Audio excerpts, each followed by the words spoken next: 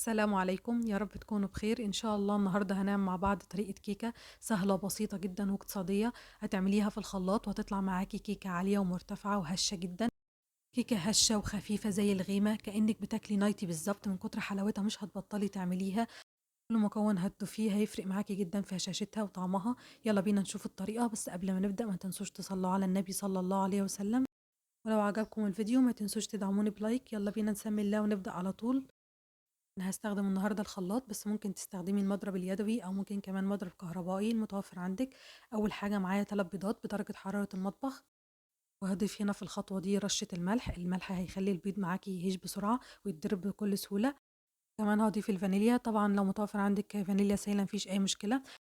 اضربهم في الأول لوحدهم كده لحد ما البيض يبدأ يهيش معايا شوية، حوالي دقيقتين كده على سرعة عالية.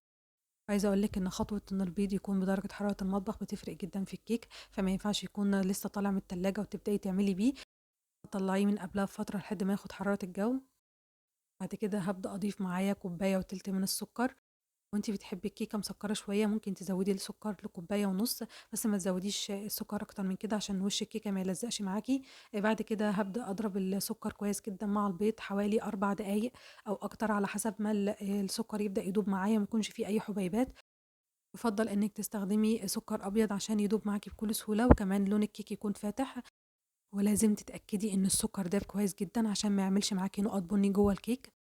بعد كده هابدأ أضيف كوباية إلا ربع من الزيت، وهابدأ أضرب كويس تاني لمدة حوالي دقيقتين لحد ما يندمجوا مع بعض. يُفضّل تستخدمي زيت نوع نضيف ما يكونش ليه ريحة ولا طعم عشان هيفرق جدًا معاكِ طبعًا في طعم الكيك.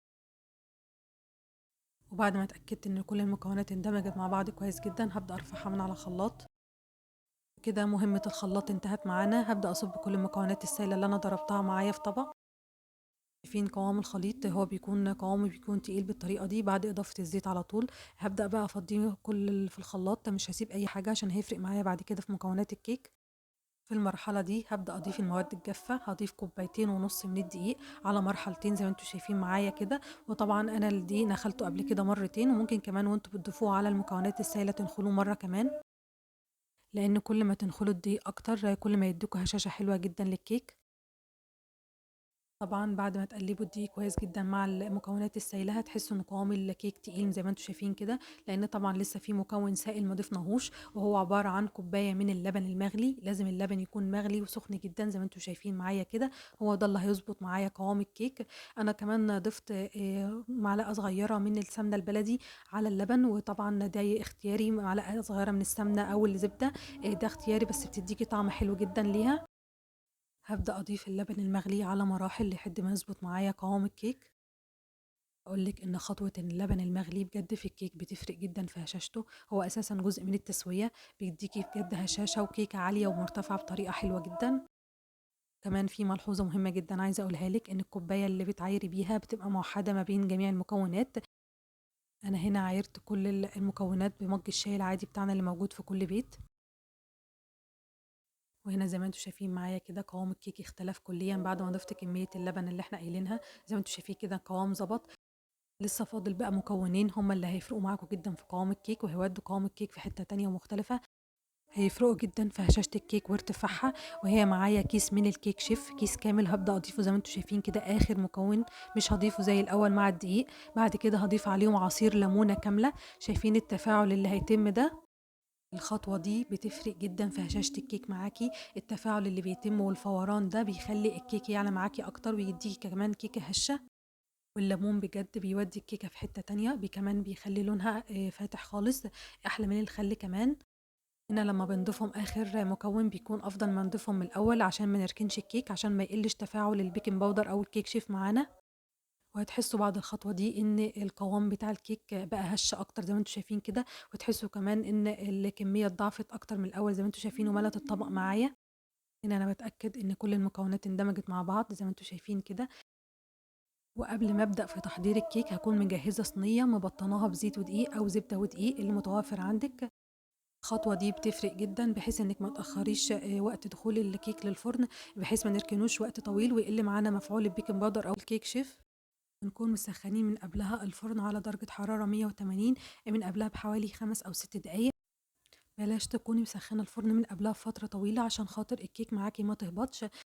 بادخّلها على الرف الأوسط، ولو في مروحة كمان باشغّلها، بتاخد حوالي 35 ل40 دقيقة بتكون معايا جاهزة، وطبعًا ممكن المدة تختلف من فرن للتاني.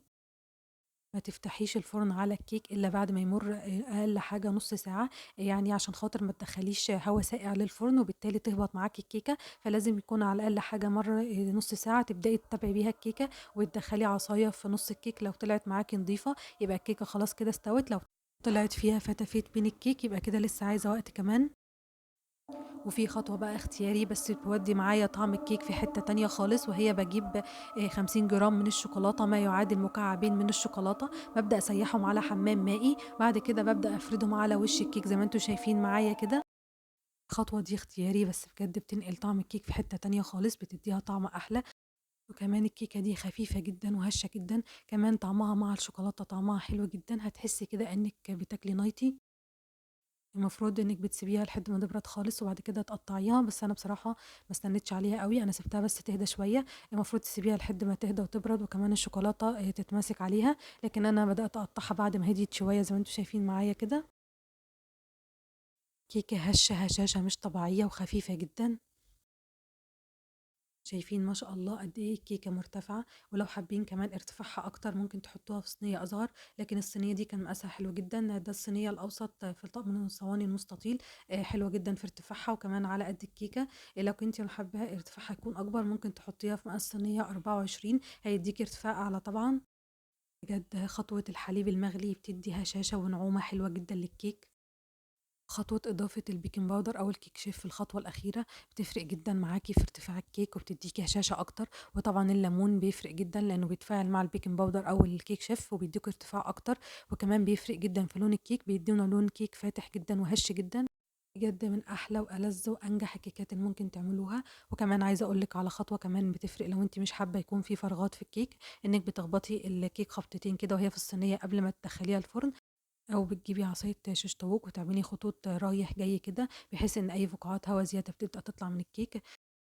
أتمنى تكون عجبتكم الوصفة، ولو عجبتكم ما تنسوش اللايك، ولو أول مرة تشوفوني أتمنى تنوروني في القناة بالاشتراك وتفعلوا زر الجرس عشان يوصل لكم كل جديد.